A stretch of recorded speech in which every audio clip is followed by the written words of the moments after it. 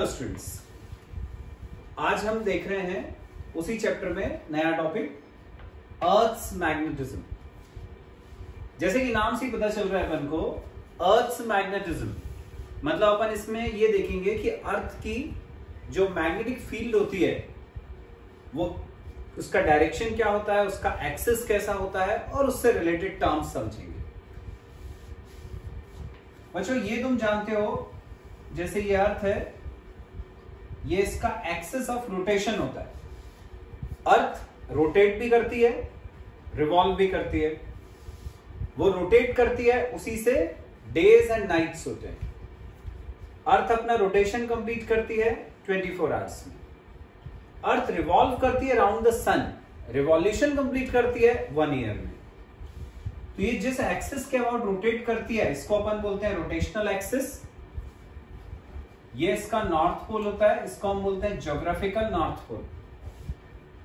ये geographical south pole. और ये जो एक्सिस होता है इसको हम बोलते हैं ज्योग्राफिकल एक्सिस। ये कहलाता है ज्योग्राफिकल एक्सिस।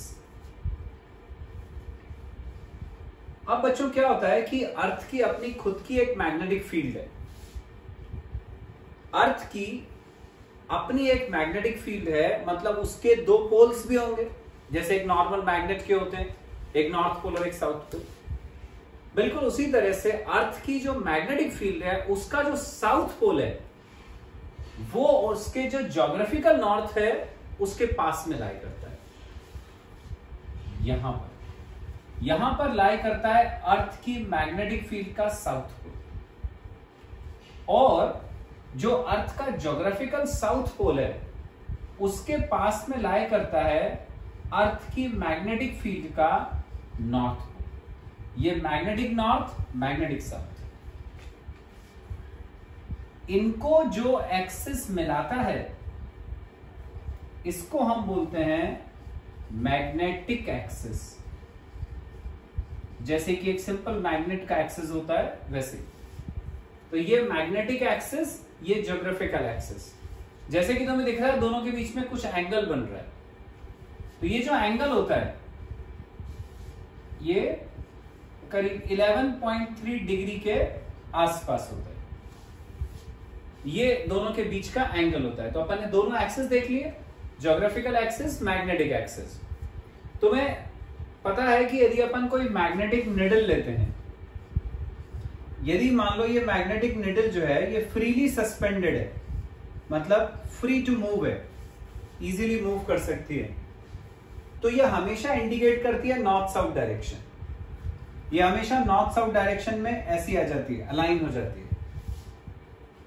वो मैग्नेटिक जो निडल है वो नॉर्थ साउथ डायरेक्शन में क्यों अलाइन होती है उसका रीजन बता रहा हूं। यदि मान लो इसका ये वाला जो एंड है वो नॉर्थ पोल है, ये वाला एंड साउथ पोल है, तो हमें पता है opposite poles attract each other. तो ये जो मैग्नेटिक निडल का नॉर्थ पोल है वो एक्चुअल में जो अर्थ की मैग्नेटिक फील्ड का साउथ पोल है उसकी तरफ अट्रैक्ट होता है। तो वो जो मैग्नेटिक निडल का नॉर्थ पोल है वो इस साउथ पोल की तरफ अट्रैक्ट होके ऐसे जाने की कोशिश करता है। तो अब क्योंकि ये वाला साउथ और ये वाला नॉर्थ पास पास है बिल्कुल, तो वो मैग्नेटिक निडल का नॉर्थ पोल एक्चुअल में जाता साउथ के पास है, पर ऐसा अपन को लग रहा है कि वो ज्योग्राफिकल नॉर्थ पोल इंडिकेट कर रहा है। इसी तरह से इस निडल का जो नीचे वाला हिस्सा है वो इस मैग्नेटिक फील्ड के नॉर्थ पोल की तरफ अट्रैक्ट होता है, तो ये ऐसे मूव करता है यूं। तो ये वाला जो निडल है यदि अपन इसको यहां बनाए तो ये साउथ पोल की तरफ अट्रैक्ट होता है, ये वाला हिस्सा नॉर्थ पोल की तरफ अट्रैक्ट होता है और वो मैग्नेटिक निडल ऐसी हो जाती है। तो ऐसा लगता है अपन को कि वो ज्योग्राफिकल नॉर्थ और ज्योग्राफिकल साउथ पोल इंडिकेट कर रही है, जबकि वो एक्चुअल में मैग्नेटिक साउथ और मैग्नेटिक नॉर्थ पोल के डायरेक्शन में अलाइंड रहती है। आगे बच्चों समझ में? तो ये होती है अर्थ की मैग्नेटिक फील्ड। तो बच्चों अपन ने ज्योग्राफिकल एक्सिस, मैग्नेटिक एक्सिस देख लिया, दोनों के बीच का एंगल देख लिया। अब एक टर्म होती है वो समझते हैं, ये है मैग्नेटिक मेरिडियन। Magnetic meridian. और एक टर्म होती है geographic meridian.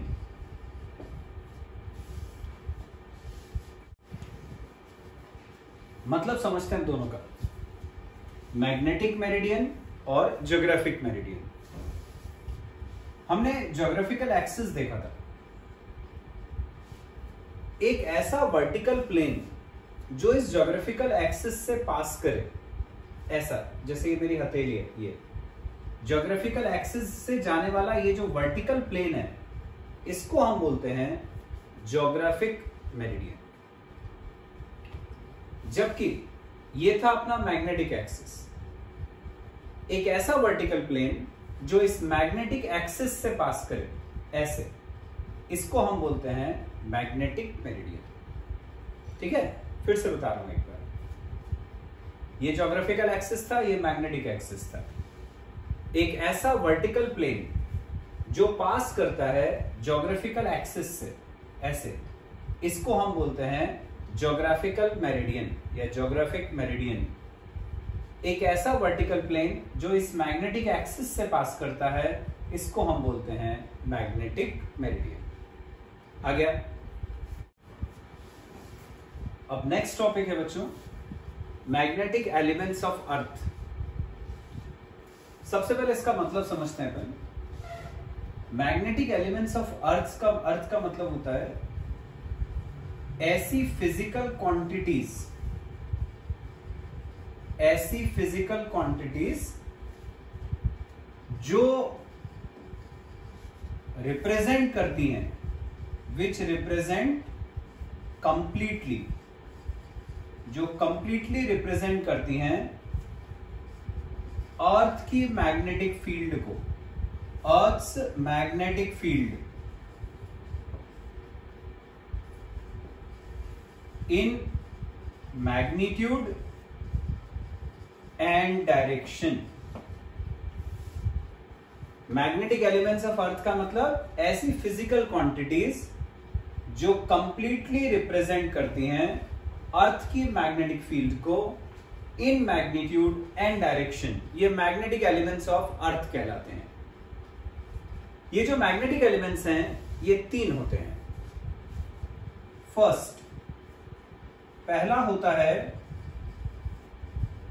Magnetic declination. Magnetic declination, magnetic declination का मतलब क्या होता है वो समझाता हूं। अभी अपन ने देखा था ज्योग्राफिकल मेरिडियन और मैग्नेटिक मेरिडियन। सपोज किसी जगह पर ये वर्टिकल प्लेन जो है ये है ज्योग्राफिकल मेरिडियन, ये है ज्योग्राफिकल, ऐसी को ज्योग्राफिक भी बोलते हैं, मेरिडियन।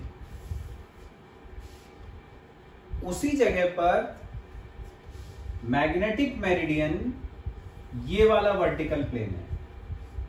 ये जो वर्टिकल प्लेन है ये है मैग्नेटिक मेरिडियन। ये दो वर्टिकल प्लेन्स हैं सपोज किसी प्लेस पे, एक है ज्योग्राफिकल मेरिडियन, एक है मैग्नेटिक मेरिडियन। मैग्नेटिक डिक्लिनेशन का मतलब होता है इन दोनों वर्टिकल प्लेन्स के बीच का एंगल। इन दोनों वर्टिकल प्लेन्स के बीच का एंगल, ये थीटा, इसको हम बोलते हैं एंगल ऑफ डिक्लिनेशन। तो मैग्नेटिक डिक्लिनेशन या इसी का दूसरा नाम angle of declination. Angle of declination, इसका मतलब क्या हुआ, जैसा मैंने समझाया, ये एंगल होता है between geographical meridian and magnetic meridian. तो ये है angle between geographic meridian and magnetic meridian eight a place. Eight a place, तो किसी जगह पर ज्योग्राफिक मेरिडियन और मैग्नेटिक मेरिडियन के बीच का जो एंगल है उसको हम बोलते हैं मैग्नेटिक डिक्लिनेशन या angle of declination. Second element है अर्थ की मैग्नेटिक फील्ड का मैग्नेटिक इंक्लिनेशन। पहला वाला क्या था? डिक्लिनेशन। यह है मैग्नेटिक इंक्लिनेशन या इसी का दूसरा नाम है एंगल ऑफ डिप। पिछला वाला था डिक्लिनेशन, ये होता है डिप, एंगल ऑफ डिप। इसका मतलब देखते हैं क्या होता है। सपोज यदि अर्थ की जो मैग्नेटिक फील्ड है वो ये है बी। अब अपन को पता है कि कोई भी वेक्टर है यदि उसके हम दो कंपोनेंट्स कर सकते हैं, ये दो पार्ट्स कर सकते हैं, एक हॉरिजॉन्टल और एक वर्टिकल। यदि मान लो ये एंगल थीटा है तो जो हॉरिजॉन्टल वाला पार्ट होता है उसकी वैल्यू होती है आर कॉस थीटा। हमने पढ़ा है जिसके साथ एंगल जुड़ा रहता है उसमें कॉस आता है, दूसरे वाले में साइन आता है। ये दो कंपोनेंट्स होते हैं। बिल्कुल ऐसे ही अर्थ की मैग्नेटिक फील्ड भी है, इसके दो कंपोनेंट्स अपन करेंगे, एक हॉरिजॉन्टल एक वर्टिकल। ये जो एंगल है इसको मैंने नाम दिया डेल्टा, तो ये वाला हो जाएगा horizontal component B cos delta, जबकि ये वाला हो जाएगा vertical component B sine delta. तो ये बी के दो कंपोनेंट्स हो गए, एक हॉरिजॉन्टल डायरेक्शन में और एक वर्टिकल डायरेक्शन में। एंगल ऑफ डिप देखें क्या होता है। वो एंगल जो अर्थ की मैग्नेटिक फील्ड हॉरिजॉन्टल के साथ बनाती है, ये डेल्टा, इसको बोलते हैं एंगल ऑफ डिप। तो एंगल ऑफ डिप का मतलब angle between earth's magnetic field, angle between earth's magnetic field and horizontal at a place, इसको बोलते हैं एंगल ऑफ डिप। अर्थ की मैग्नेटिक फील्ड हॉरिजॉन्टल के साथ जो एंगल बनाती है, अर्थ की मैग्नेटिक फील्ड ये हॉरिजॉन्टल के साथ जो एंगल बना रही है, इसको अपन बोलते हैं angle of dip. Got it? तो ये दूसरा एलिमेंट हो गया। थर्ड, तीसरा एलिमेंट होता है horizontal component. Horizontal component of earth's magnetic field. ये तीसरा और आखिरी एलिमेंट है, horizontal component of earth's magnetic field. तो अभी अपन ने देखा था कि जो अर्थ की मैग्नेटिक फील्ड थी उसके हमने दो कंपोनेंट्स करे थे, एक हॉरिजॉन्टल डायरेक्शन में और एक वर्टिकल डायरेक्शन में। तो ये जो हॉरिजॉन्टल कंपोनेंट है बी कॉस डेल्टा, ये है हमारा third element of earth's magnetic field. तो horizontal component of earth's magnetic field मतलब मैग्नेटिक फील्ड का वो कंपोनेंट जो हॉरिजॉन्टल डायरेक्शन में एक्ट करता है। इसकी वैल्यू होती है बी कॉस डेल्टा और इसको हम डिनोट करते हैं बी एच से। तो बी एच हो गया बी कॉस डेल्टा।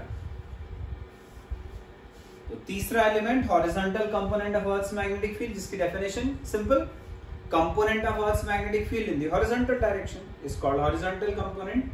इसकी वैल्यू होती है B cos delta and it is denoted by B H. आ गया समझ में? तो बच्चों अपन ने देख लिया कि हॉरिजॉन्टल कंपोनेंट बी एच है जिसकी वैल्यू होती है बी कॉस डेल्टा। जो दूसरा कंपोनेंट था वो वर्टिकल डायरेक्शन में एक्ट कर रहा था और उसकी वैल्यू थी बी साइन डेल्टा। दूसरा कंपोनेंट है बी साइन डेल्टा। तो जो दूसरा कंपोनेंट है इसको अपन बोलते हैं वर्टिकल कंपोनेंट। ये वाला हॉरिजॉन्टल डायरेक्शन में एक्ट कर रहा था तो उसको हमने बोला था horizontal component. Vertical component B sine delta. यदि अपन इन दोनों को स्क्वायर करके ऐड कर दें, BH square plus BV square, squaring and adding, इसका square B square cos square delta plus इसका square B square sine square delta, ऐसा आ गया। ये BH square plus BV square, ये ऐसे ही रहा। राइट हैंड साइड में B स्क्वायर कॉमन, अंदर बचेगा cos square delta plus sine square delta.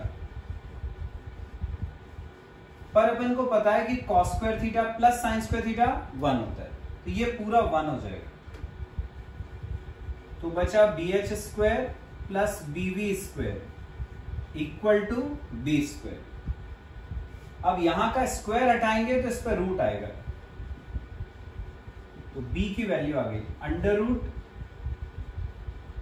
BH square plus BV square. ये आ गई resultant magnetic field.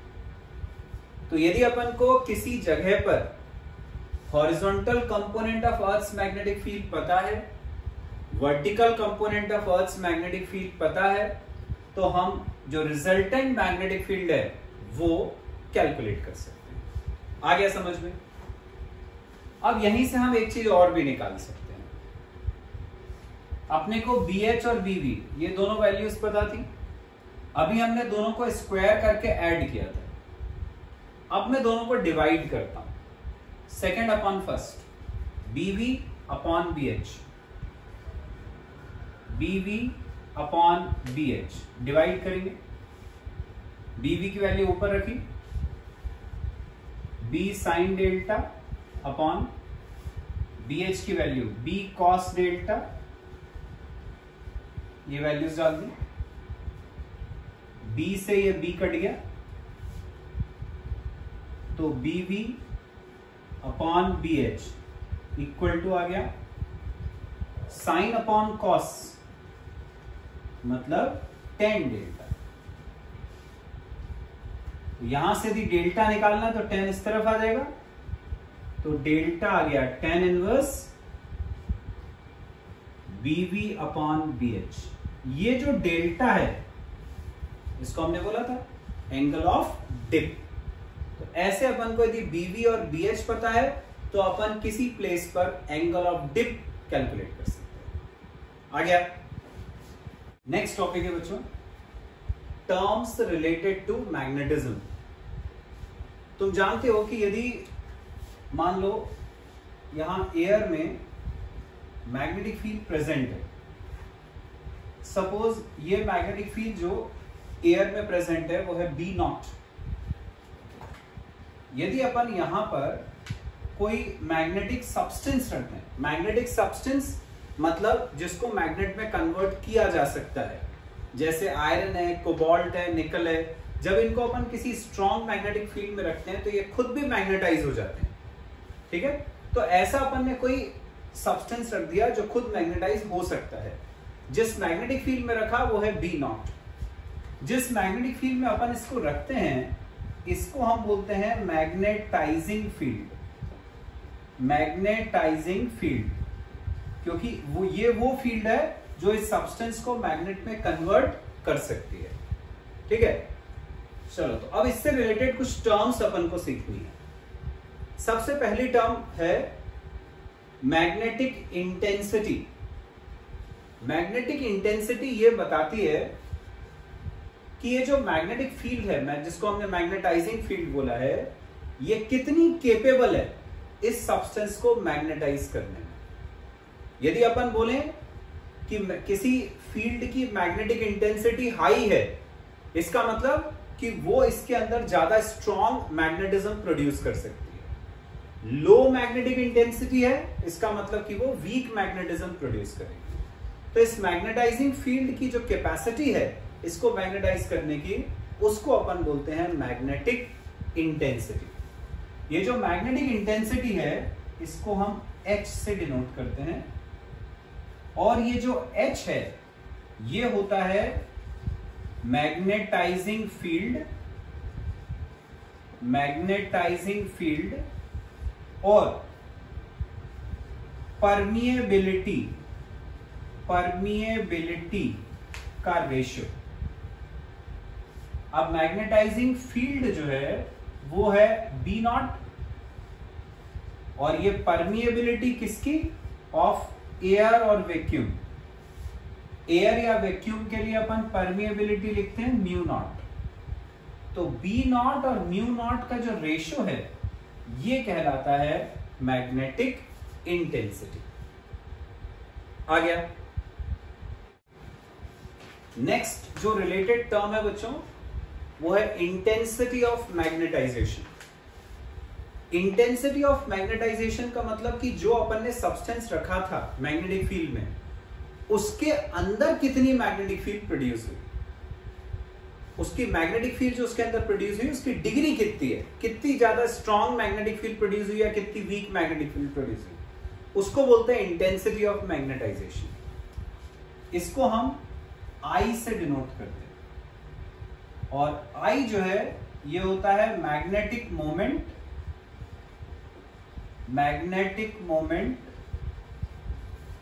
Per unit volume.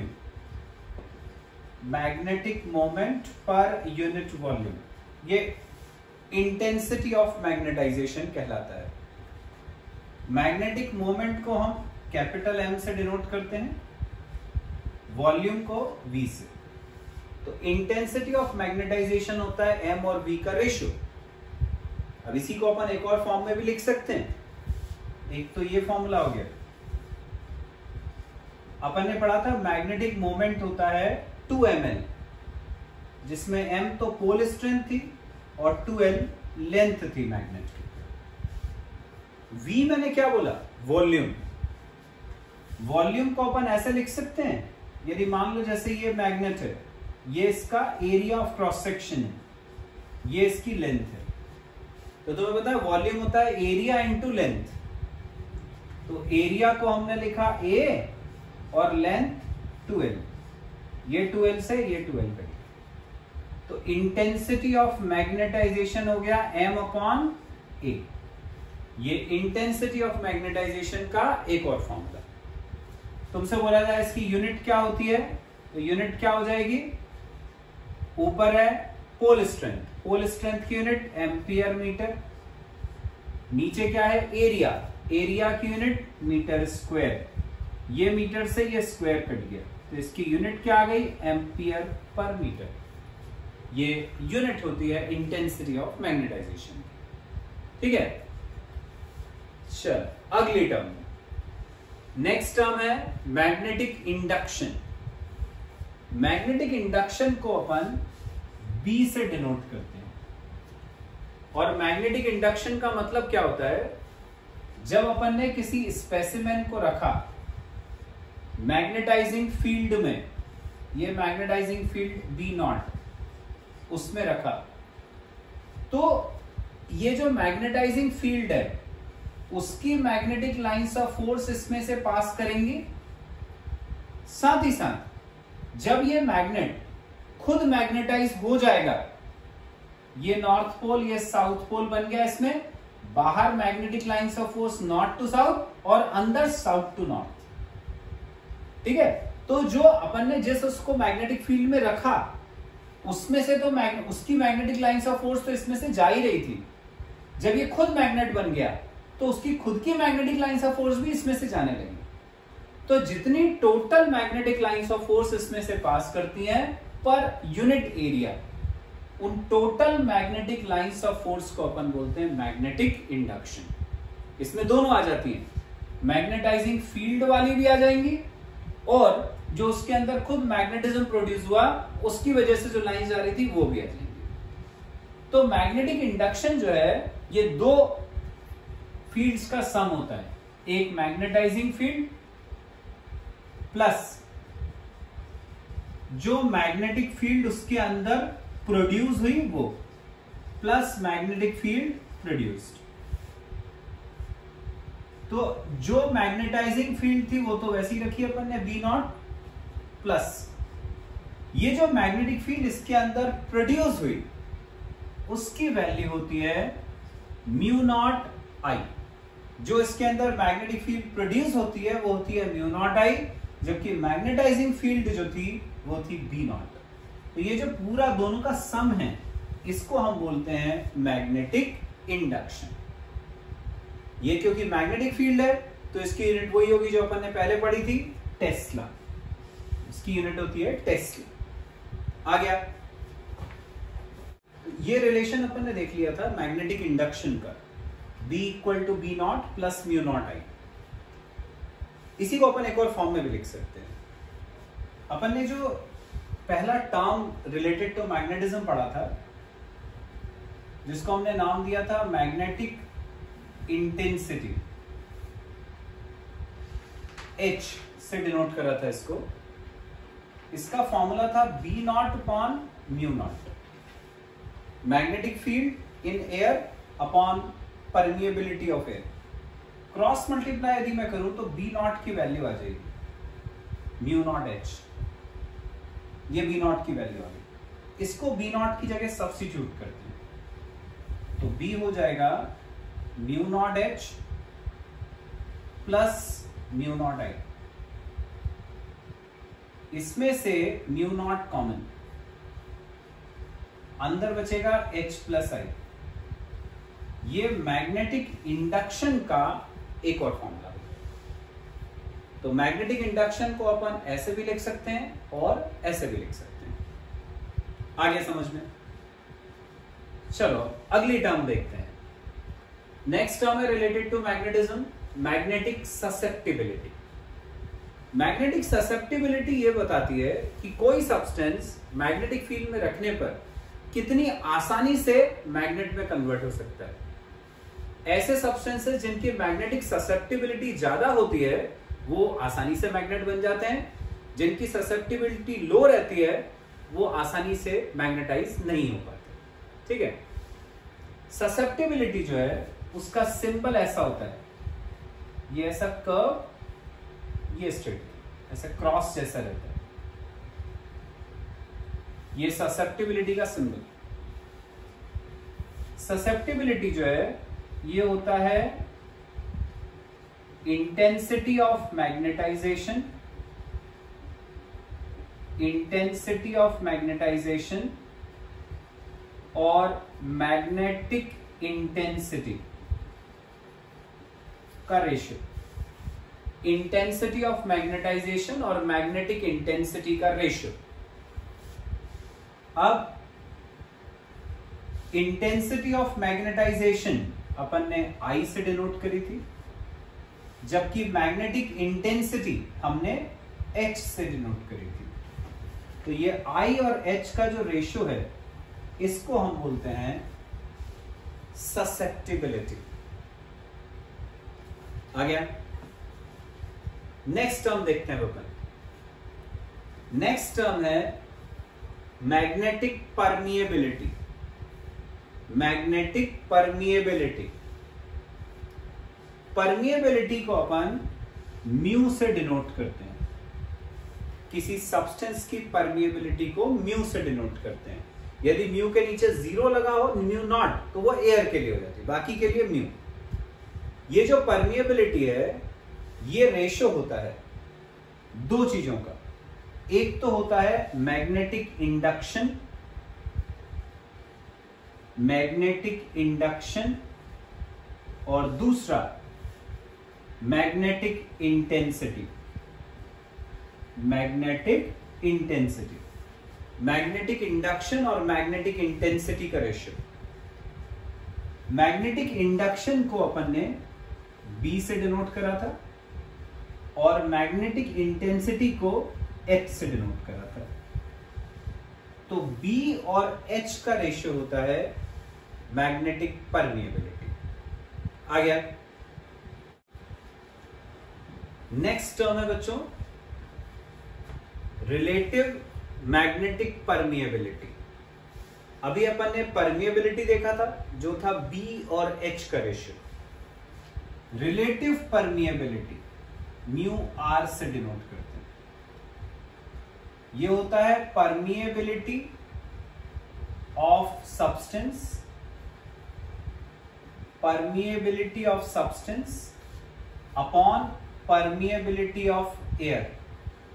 Substance की परमिएबिलिटी और एयर की परमिएबिलिटी का रेशियो। सब्सटेंस को अपन म्यू से डिनोट करते हैं, एयर के लिए म्यू नॉट। तो म्यू और म्यू नॉट का जो रेशियो है इसको हम बोलते हैं रिलेटिव परमिएबिलिटी। अगेन अब ये जो टर्म्स अपन ने पढ़ी रिलेटेड टू मैग्नेटिज्म, इनके बीच में एक बहुत इंपॉर्टेंट रिलेशन डिराइव करने को आता है एग्जाम में, वो डिराइव करते हैं। ये है रिलेशन बिटवीन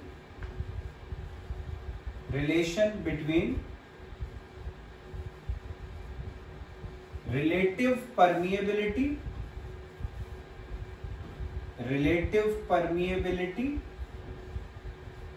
एंड ससेप्टिबिलिटी। ये है रिलेशन, रिलेटिव परमिएबिलिटी और ससेप्टिबिलिटी, इनके बीच में रिलेशन डिराइव करना। रिलेटिव परमिएबिलिटी जिसको अपन ने काय से डिनोट करा था, म्यू आर से। ससेप्टिबिलिटी जिसको मैंने इस सिंबल से डिनोट करा था। हमें इन दोनों के बीच में रिलेशन डिराइव करना है। तो अपन इस रिलेशन को डिराइव करने के लिए जो मैग्नेटिक इंडक्शन का फॉर्मूला अपन ने अभी डिराइव करा था वहां से स्टार्ट करेंगे। मैंने मैग्नेटिक इंडक्शन का फॉर्मूला तुम्हें बताया था, वो था B nought plus mu nought I, जिसमें बी नॉट की जगह हमने म्यू नॉट एच रख दिया था, म्यू नॉट आई ऐसे ही था। यहां से हमने म्यू नॉट कॉमन निकाला था, अंदर बचा था एच प्लस आई। ठीक है, यहां तक पढ़ चुके हैं अपन पहले। अब अपन क्या करेंगे, ससेप्टिबिलिटी का फॉर्मूला हमने पढ़ा आई अपॉन एच होता है, वहां से हम आई की वैल्यू निकाल लेंगे, ससेप्टिबिलिटी इंटू एच। ये ससेप्टिबिलिटी का फॉर्मूला हमने पढ़ा आई अपॉन एच, यहां से हमने आई की वैल्यू निकाली, ससेप्टिबिलिटी इंटू एच। ये आई की वैल्यू यहां से निकाली। हमने अगली वाली टर्म में पढ़ा मैग्नेटिक परमिएबिलिटी का formula, mu equal to B upon H. Mu का फॉर्मूला हमने पढ़ा बी अपॉन एच। यहां से हम बी का फॉर्मूला बना लेते हैं, बी का फॉर्मूला आ गया म्यू इंटू एच। इसको बी की जगह रख देंगे अपन यहां पे, और ये जो वैल्यू आई है उसको आई की जगह यहां तो रखते हैं। बी की जगह रखा mu H equal to mu nought H plus I की जगह पर ये वैल्यू रख दी। तो यहां तक अपन आ गए थे। अब राइट हैंड साइड में से एच कॉमन निकाला, म्यू नॉट पहले से ही बाहर था, अंदर बचा 1 प्लस ससेप्टिबिलिटी। ये एच से ही एच कट गया, म्यू नॉट को नीचे लाएंगे तो mu upon mu naught equal to हो गया 1 प्लस ससेप्टिबिलिटी। अब म्यू अपॉन म्यू नॉट पढ़ा अपन ने, म्यू और म्यू नॉट का रेशियो रिलेटिव मैग्नेटिक परमिएबिलिटी कहलाता है, जिसको अपन ने म्यू आर से डिनोट करा था। तो ये आ गया म्यू आर, ये म्यू और म्यू नॉट का ratio equal to 1 plus susceptibility. तो ये रिलेशन होता है between relative permeability and susceptibility. बहुत इंपॉर्टेंट रिलेशन है, आता है एग्जाम में डिराइव करने के लिए। What it